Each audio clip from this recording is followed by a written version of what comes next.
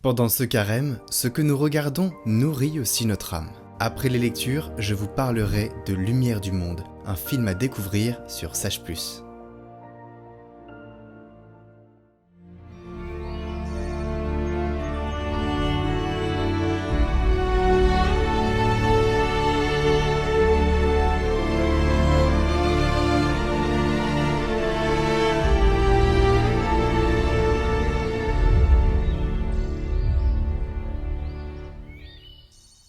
Lecture du livre du prophète Ézéchiel.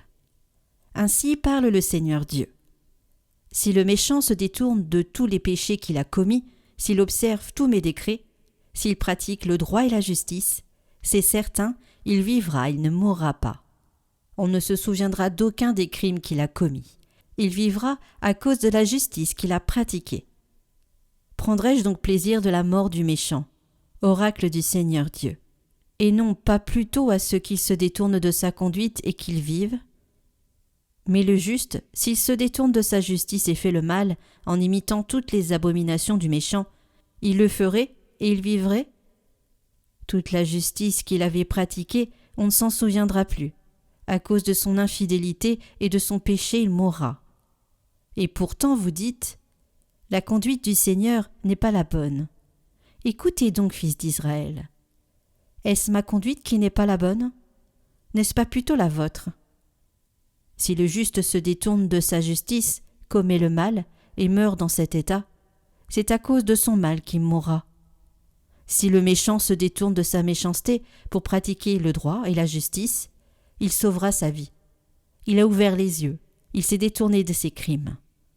C'est certain, il vivra, il ne mourra pas.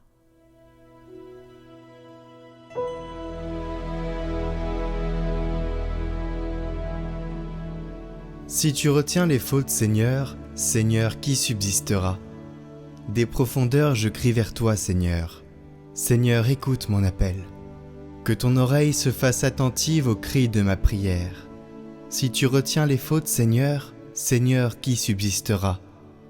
Mais près de toi se trouve le pardon, pour que l'homme te craigne. J'espère le Seigneur de toute mon âme. Je l'espère et j'attends sa parole. Mon âme attend le Seigneur, plus qu'un veilleur ne guette l'aurore. Oui, près du Seigneur est l'amour, près de lui abonde le rachat. C'est lui qui rachètera Israël de toutes ses fautes.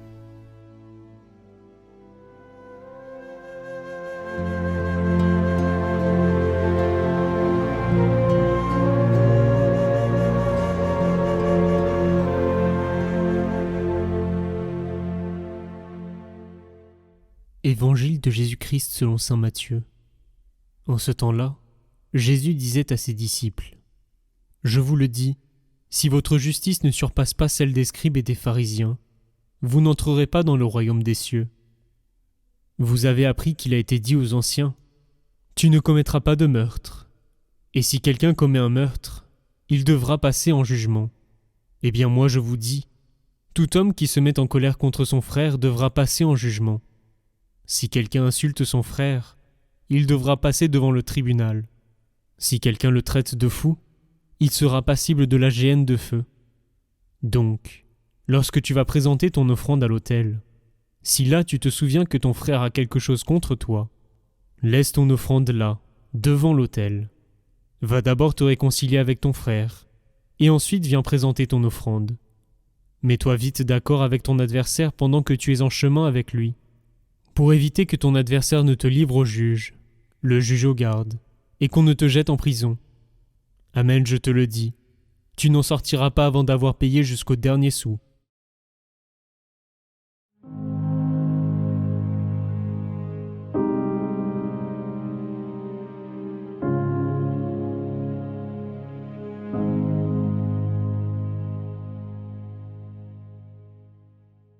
Le texte d'aujourd'hui nous parle d'une parole que Jésus nous dit. Je vais le resituer brièvement avant de le commenter un petit peu et de nous amener un peu plus loin. En fait, il se situe juste après les béatitudes et une parole que Jésus dit, que nous connaissons un peu, sur « vous êtes le sel de la terre, vous êtes la lumière du monde ». Et puis ensuite, il vient révéler la profondeur de son dessein. C'est-à-dire, je ne suis pas venu abolir, mais accomplir. Et là, il donne 3 paroles, nous en avons la première, qu'il va reprendre.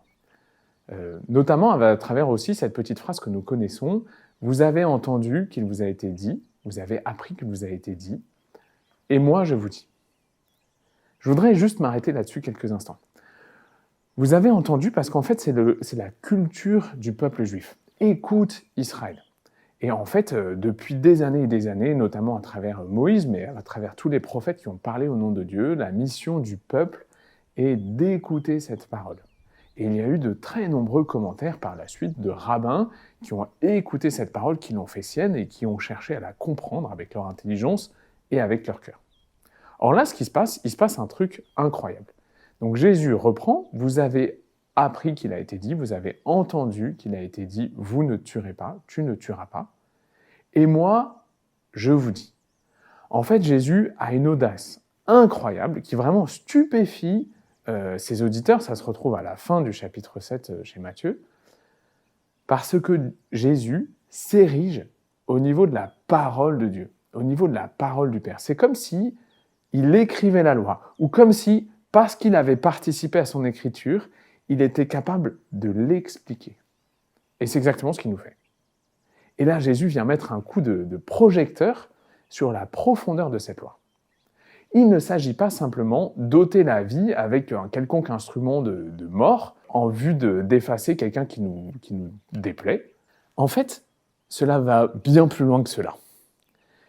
Si j'insulte mon frère, ça veut dire que déjà quelque chose chez lui m'agace, m'irrite.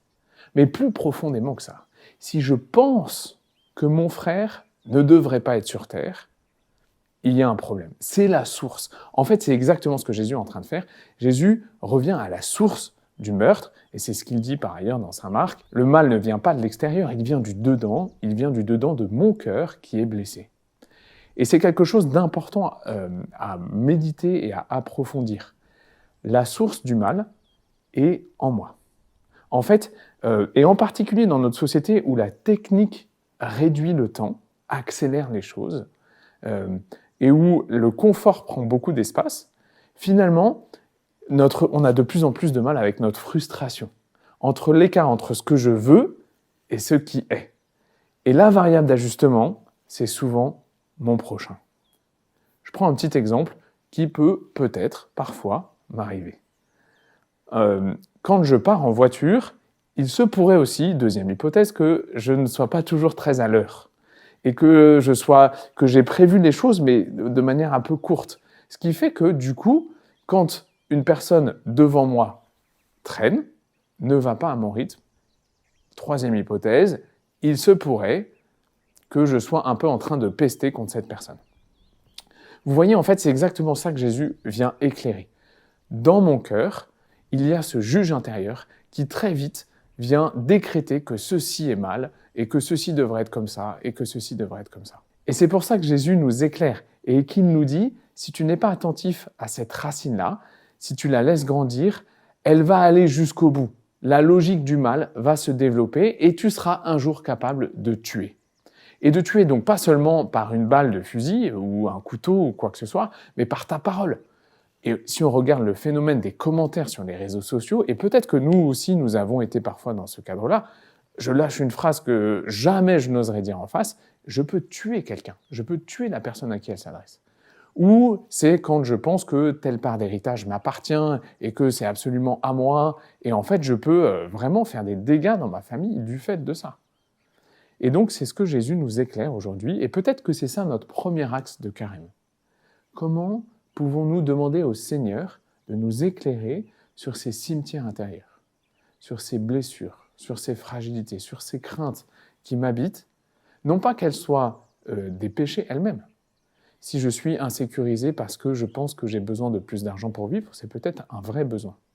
Mais ma manière violente de l'imposer aux autres, voilà la source du problème. Et c'est du coup pour ça que nous avons besoin de la messe. Et c'est du coup pour ça que nous avons besoin de ce médecin qui vient nous guérir par sa parole, mais par son corps et par son sang. Et c'est ce que Jésus dit juste après, vous savez, dépose ton offrande là devant l'autel. En fait, ce que Jésus a besoin, c'est que nous soyons humbles et que nous reconnaissions nos blessures. Parce que si je suis tout sourire, je fais mes prières tout bien le soir, je coche les cases, mais que derrière, je suis en train de tuer mes voisins, mes frères et sœurs, mes parents, mes enfants, à coup de ceci ou de cela, mais ça ne va pas. Et c'est d'ailleurs la raison du baiser de paix. Vous savez, ce geste n'est pas du tout lié à une réforme liturgique récente. Saint Augustin le commente déjà. Et il dit en substance, puisque tes lèvres s'approchent des lèvres de ton frère, que ce geste puisse permettre à ton cœur de rester proche du cœur de ton frère. Et c'est vraiment ce que veut nous dire Jésus avant d'aller communier. Fais la paix à l'intérieur avec toutes les personnes que tu as pu tuer en ton cœur. Et donc, voilà, autre petite piste concrète pour notre carême, au moment de la messe, s'il y a une dispute avec tel ou tel enfant, ou avec mon mari, mon épouse, mes parents, avant d'aller communier, que je puisse demander au Seigneur pardon pour le mal que j'ai pu commettre. Parfois, dans notre vie, nous avons reçu des blessures qui sont extrêmement fortes et où il nous est difficile de pardonner. Peut-être d'abord nous faut-il repasser par le sacrement de la réconciliation. En fait, c'est le lieu où le Père veut nous renouveler dans son alliance. Il a tout donné à travers son Fils et il veut nous renouveler dans ce sang qui a été versé pour nous. Il veut nous embrasser. Plus je me laisse embrasser par le Père, plus je vais pouvoir à mon tour dans ma vie, pouvoir ouvrir mon cœur et laisser répandre ce pardon. C'est comme si j'étais d'abord en circuit fermé où j'essaye de pardonner à ceux qui m'ont fait du mal par mes propres forces et je me rends compte que j'y arrive pas, et ça peut être désespérant parfois. Mais là, je vais passer en circuit ouvert. Je vais me brancher sur l'amour du Père, et du coup, fort de cet amour infini, et ce pardon infini que je vais recevoir pour moi, je vais pouvoir le distribuer partout autour de moi. En fait, il y a un pasteur protestant qui s'appelle Mike Fleming, qui m'a aidé aussi à comprendre ce que voudrait dire le pardon.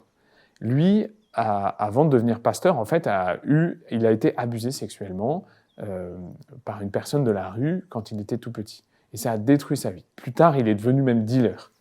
Et en fait, malgré ça, malgré cette vie-là, il a fait une rencontre bouleversante avec le Seigneur au point qu'il est devenu pasteur auprès des gens de la rue, justement.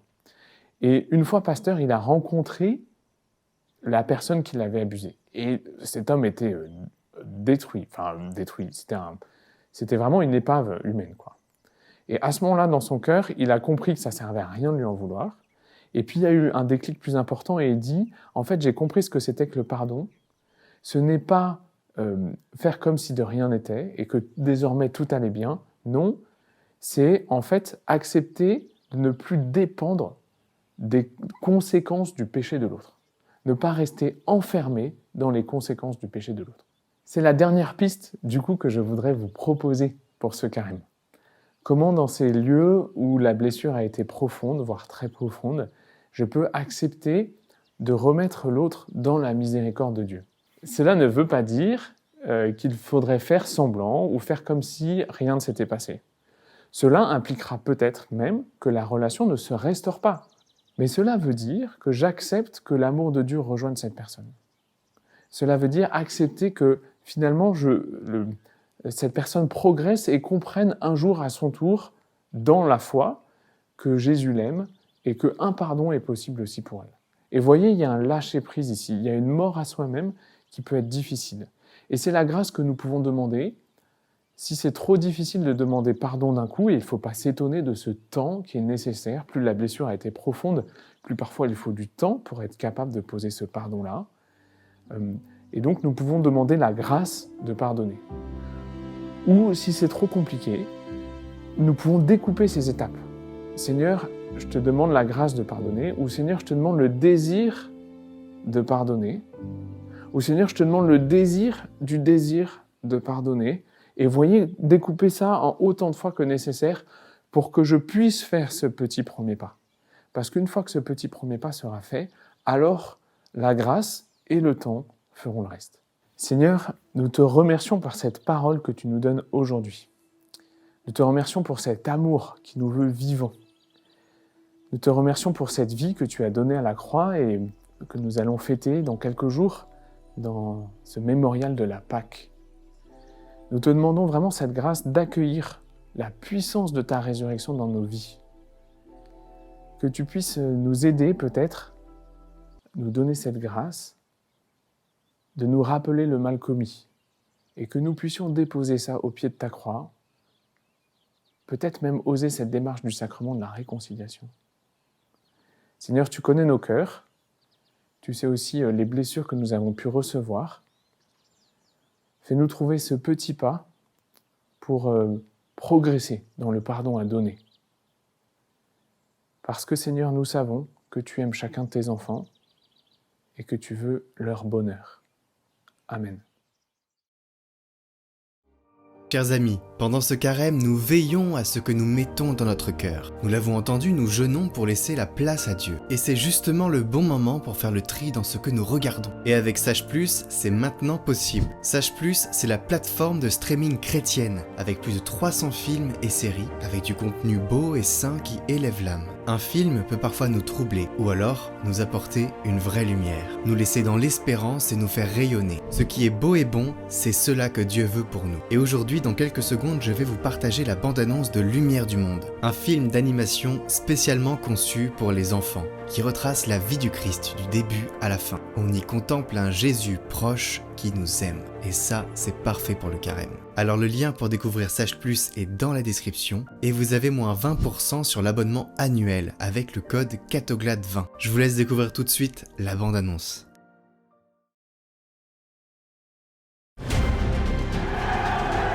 Vive le Messie! Oh non! Salut! Bonjour Jean. J'ai rencontré quelqu'un qui en mangeait. Le Baptiste, salut. Il y ajoute du miel et il est tout décoiffé. Il a changé l'eau en feu. Accrochez-vous. Tenez-vous aux cordes. Vite. Jésus n'est certainement pas le Messie. Il n'est rien. Ma mort ne sera pas la fin, mais le commencement.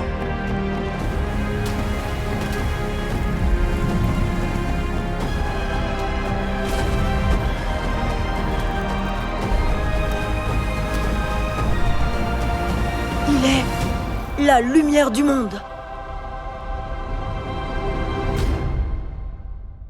Voilà, c'était la bande-annonce de Lumière du Monde à faire découvrir à vos enfants et à vos petits-enfants. Je vous rappelle que vous pouvez profiter de moins 20% sur l'abonnement annuel à Sage+ et découvrir plein d'autres films avec le code CATOGLAD20. Les informations sont en description et en haut à droite de cette vidéo. Et merci à Sage+ d'avoir sponsorisé cette vidéo.